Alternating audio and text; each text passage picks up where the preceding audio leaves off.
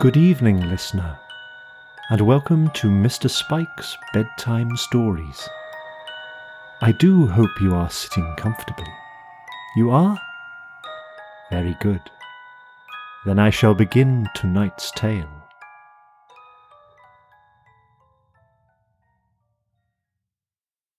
Dracula's Guest by Bram Stoker.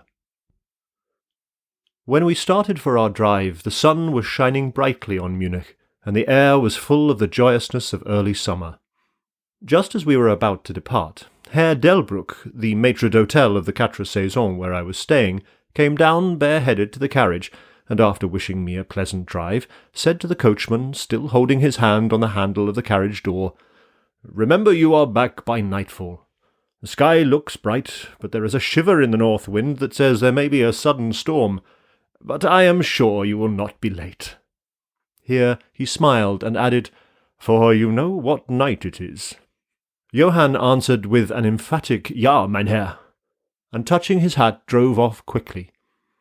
When we had cleared the town, I said, after signalling him to stop, "Tell me, Johann, what is tonight?"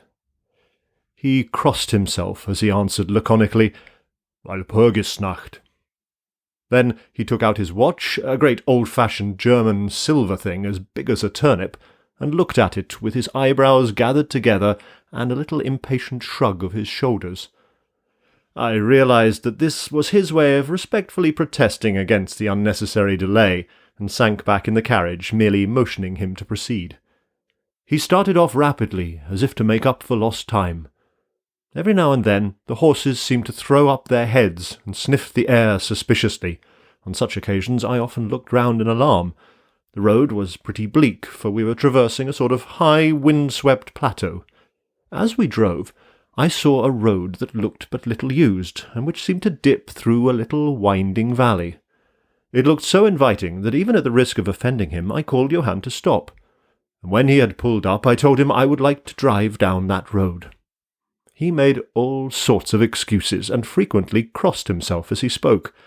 This somewhat piqued my curiosity, so I asked him various questions. He answered fencingly, and repeatedly looked at his watch in protest. Finally I said, "Well, Johann, I want to go down this road.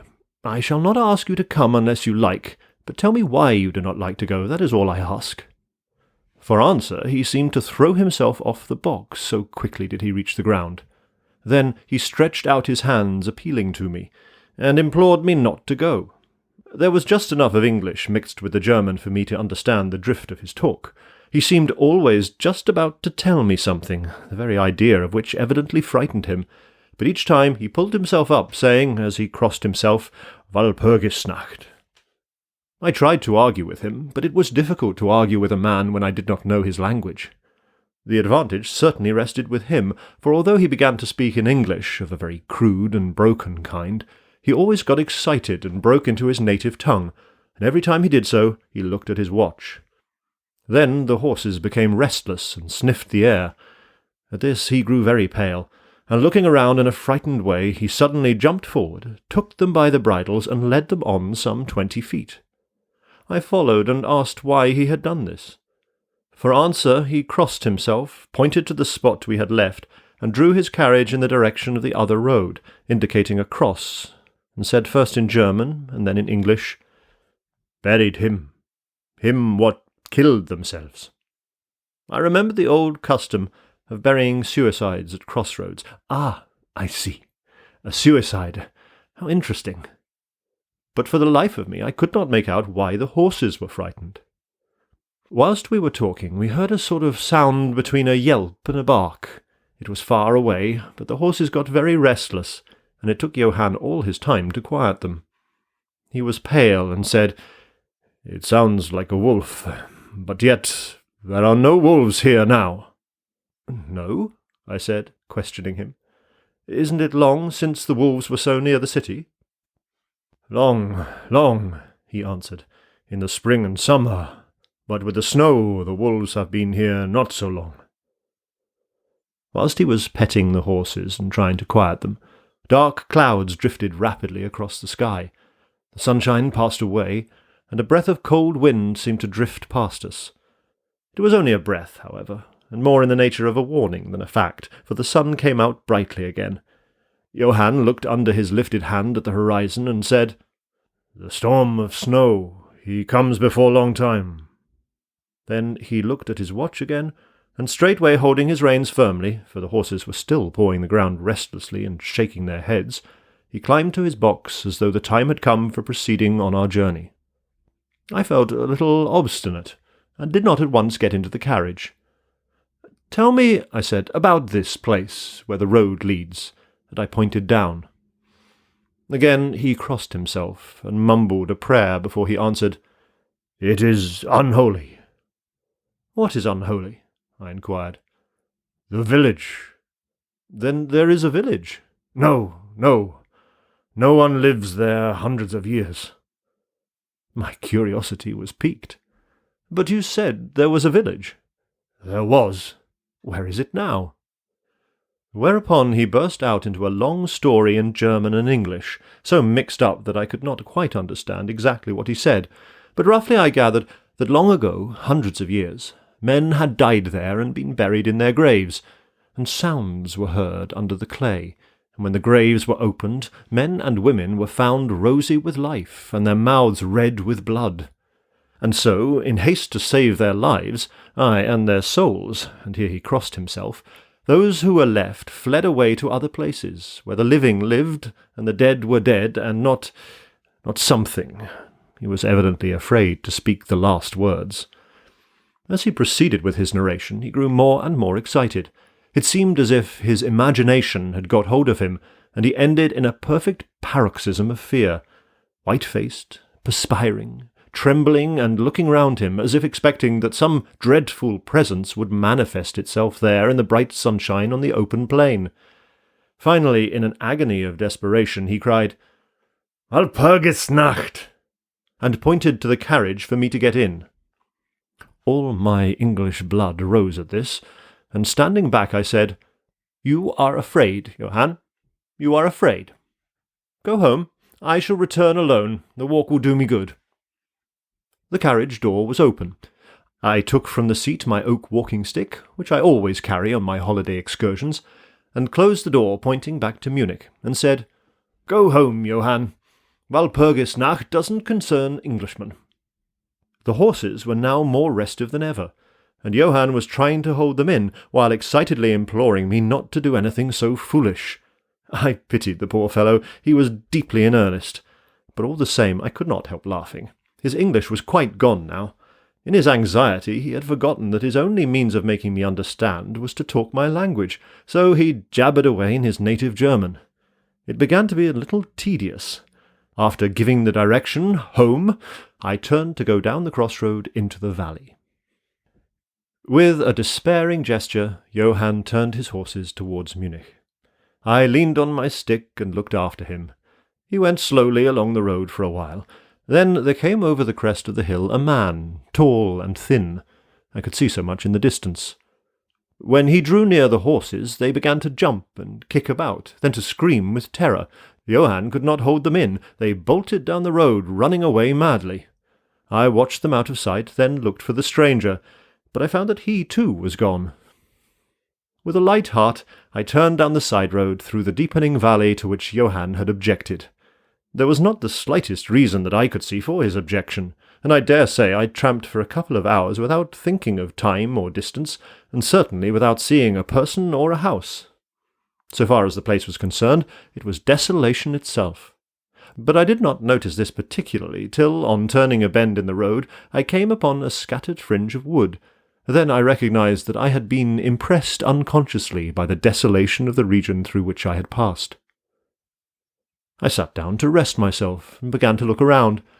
It struck me that it was considerably colder than it had been at the commencement of my walk. A sort of sighing sound seemed to be around me, with now and then, high overhead, a sort of muffled roar. Looking upwards, I noticed that great thick clouds were drifting rapidly across the sky from north to south at a great height. There were signs of coming storm in some lofty stratum of the air. I was a little chilly, and thinking that it was the sitting still after the exercise of walking, I resumed my journey. The ground I passed over was now much more picturesque.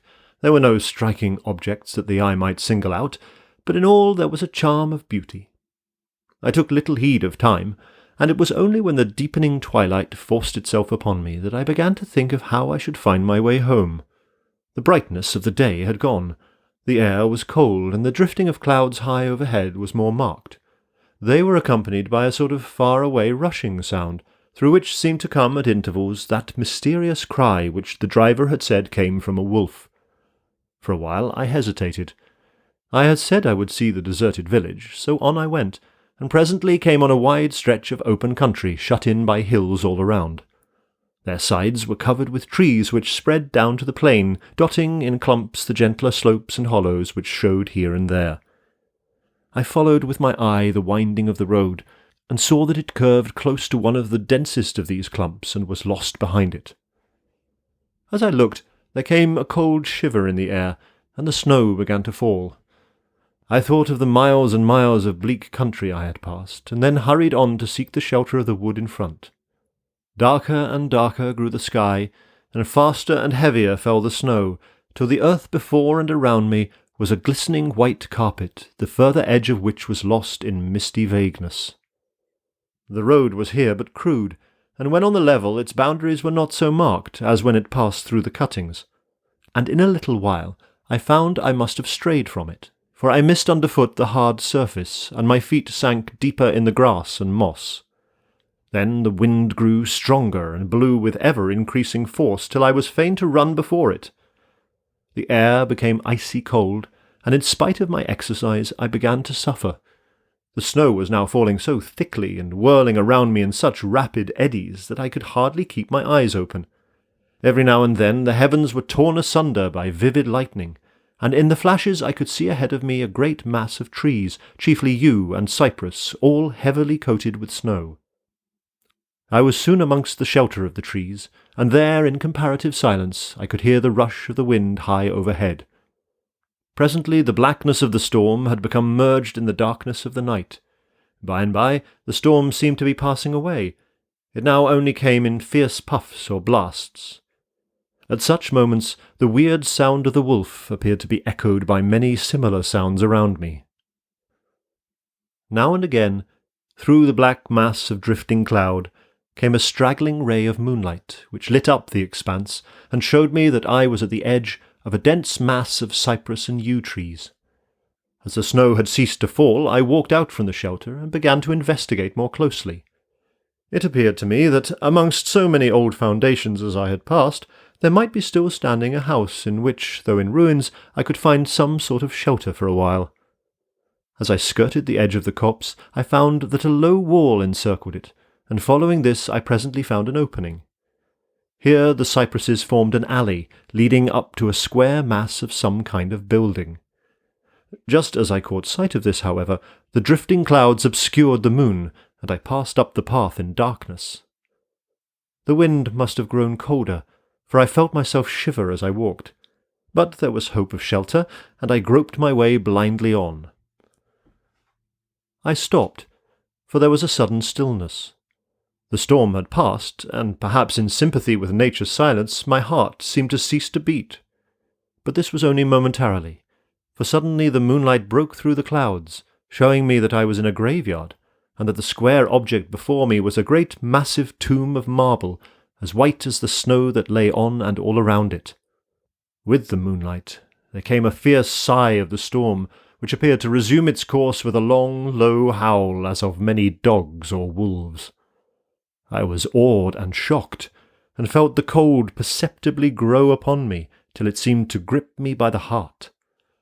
Then, while the flood of moonlight still fell on the marble tomb, the storm gave further evidence of renewing, as though it was returning on its track. Impelled by some sort of fascination, I approached the sepulchre to see what it was, and why such a thing stood alone in such a place.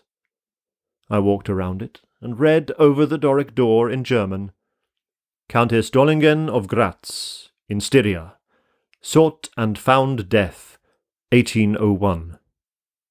On the top of the tomb, seemingly driven through the solid marble, for the structure was composed of a few vast blocks of stone, was a great iron spike or stake. On going to the back, I saw graven in great Russian letters, "The dead travel fast."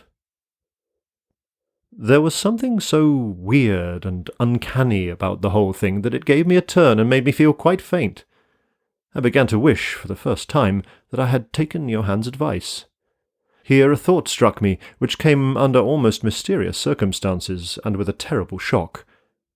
This was Walpurgis night.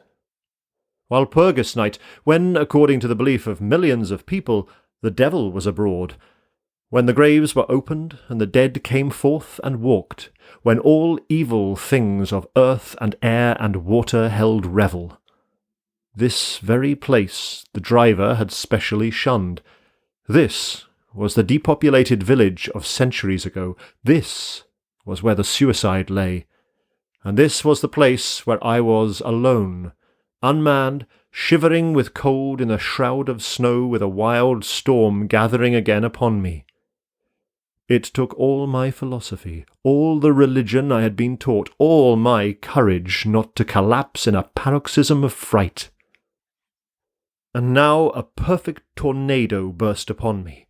The ground shook as though thousands of horses thundered across it, and this time the storm bore on its icy wings not snow, but great hailstones, which drove with such violence that they might have come from the thongs of Balearic slingers, hailstones that beat down leaf and branch and made the shelter of the cypresses of no more avail than though the stems were standing corn. At the first I had rushed to the nearest tree, but I was soon fain to leave it, and seek the only spot that seemed to afford refuge, the deep Doric doorway of the marble tomb.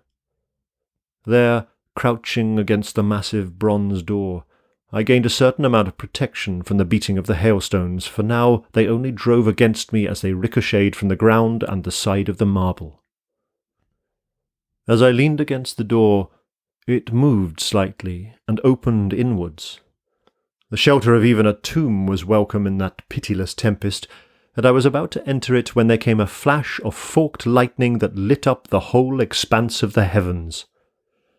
In the instant, as I am a living man, I saw, as my eyes were turned into the darkness of the tomb, a beautiful woman, with rounded cheeks and red lips, seemingly sleeping on a bier. As the thunder broke overhead, I was grasped as by the hand of a giant and hurled out into the storm. The whole thing was so sudden that before I could realize the shock, moral as well as physical, I found the hailstones beating me down. At the same time, I had a strange, dominating feeling that I was not alone. I looked towards the tomb. Just then came another blinding flash, which seemed to strike the iron stake that surmounted the tomb and to pour through to the earth, blasting and crumbling the marble as in a burst of flame. The dead woman rose for a moment of agony while she was lapped in the flame, and her bitter scream of pain was drowned in the thunder crash. The last thing I heard was this mingling of dreadful sound, and again I was seized in the giant grasp and dragged away, while the hailstones beat on me, and the air around seemed reverberant with the howling of wolves.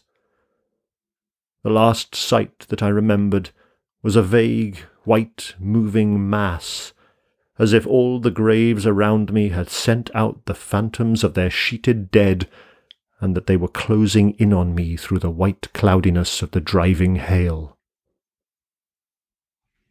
Gradually, there came a sort of vague beginning of consciousness, then a sense of weariness that was dreadful. For a time I remembered nothing, but slowly my senses returned. My feet seemed positively racked with pain, yet I could not move them. They seemed to be numbed. There was an icy feeling at the back of my neck and all down my spine, and my ears, like my feet, were dead, yet in torment. But there was in my breast a sense of warmth which was, by comparison, delicious. It was as a nightmare, a physical nightmare, if one may use such an expression, for some heavy weight on my chest made it difficult for me to breathe. This period of semi-lethargy seemed to remain a long time, and as it faded away, I must have slept or swooned. Then came a sort of loathing, like the first stage of seasickness, and a wild desire to be free from something, I knew not what. A vast stillness enveloped me, as though all the world were asleep or dead, only broken by the low panting as of some animal close to me. I felt a warm rasping at my throat. Then came a consciousness of the awful truth, which chilled me to the heart and sent the blood surging up through my brain. Some great animal was lying on me, and now licking my throat.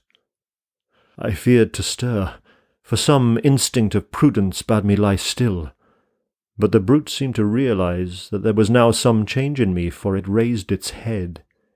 Through my eyelashes I saw above me the two great flaming eyes of a gigantic wolf. Its sharp white teeth gleamed in the gaping red mouth, and I could feel its hot breath, fierce and acrid, upon me. For another spell of time I remembered no more. Then I became conscious of a low growl, followed by a yelp, renewed again and again. Then, seemingly far away, I heard a "Holloa! Holloa!" as of many voices calling in unison. Cautiously I raised my head and looked in the direction whence the sound came, but the cemetery blocked my view. The wolf still continued to yelp in a strange way, and a red glare began to move round the grove of cypresses, as though following the sound. As the voices drew closer, the wolf yelped faster and louder. I feared to make either sound or motion. Nearer came the red glow, over the white pall which stretched into the darkness around me. Then all at once, from beyond the trees, there came at a trot a troop of horsemen bearing torches. The wolf rose from my breast and made for the cemetery.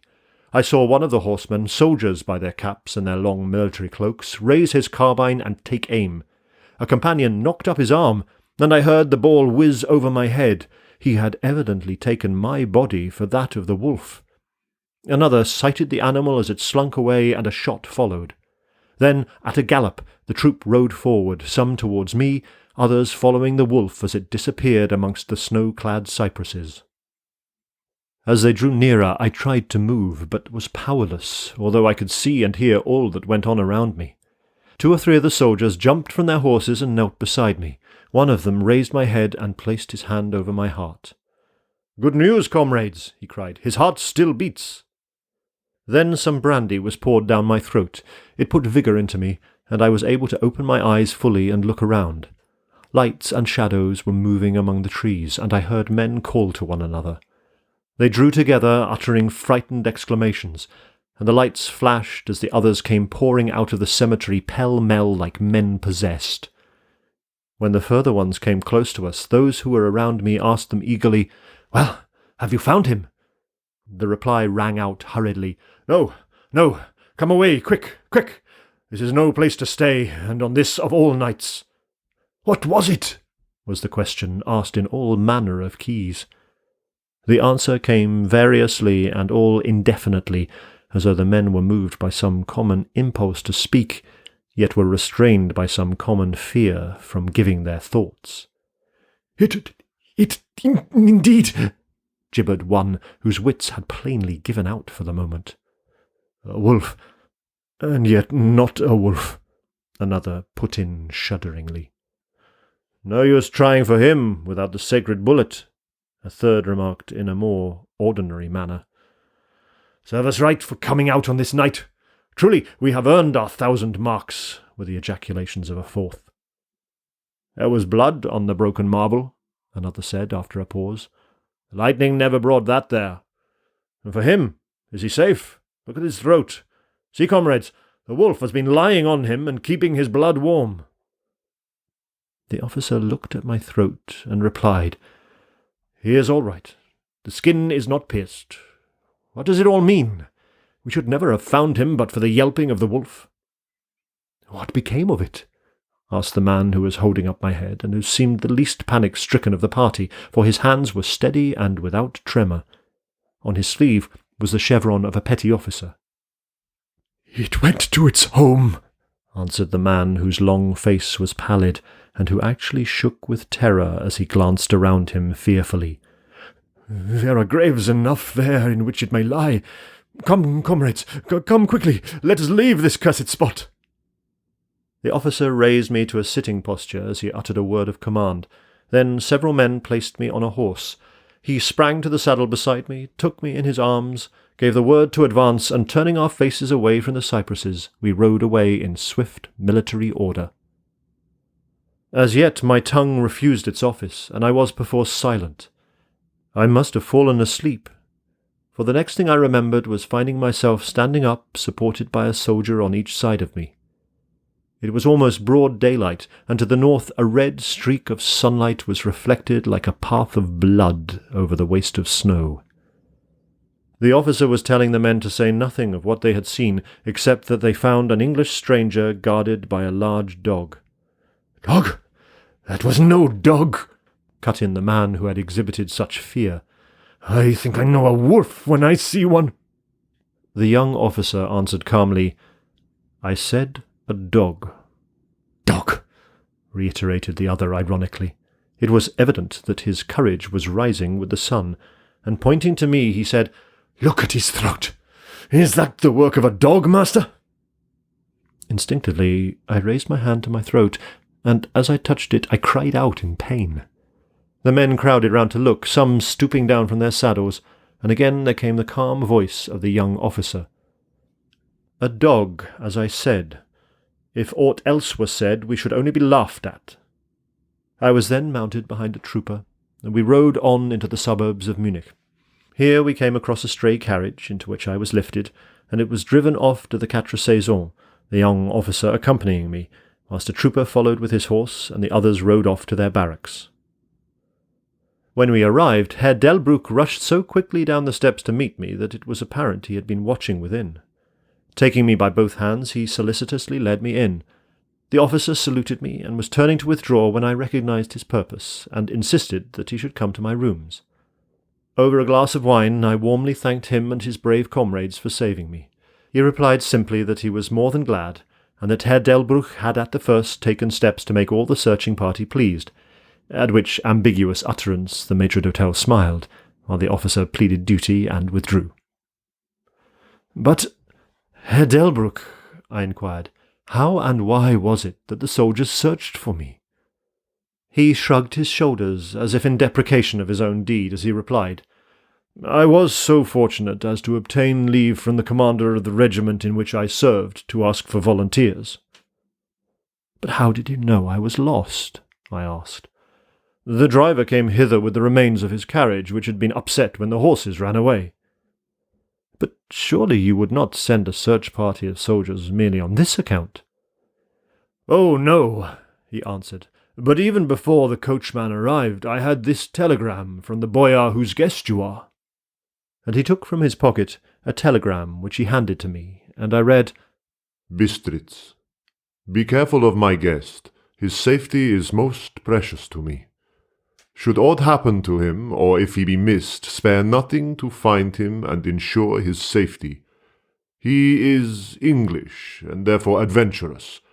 There are often dangers from snow and wolves and night. Lose not a moment if you suspect harm to him. I answer your zeal with my fortune. Dracula." As I held the telegram in my hand, the room seemed to whirl around me, and if the attentive maître d'hôtel had not caught me, I think I should have fallen. There was something so strange in all this, something so weird and impossible to imagine, that there grew on me a sense of my being in some way the sport of opposite forces, the mere vague idea of which seemed in a way to paralyze me.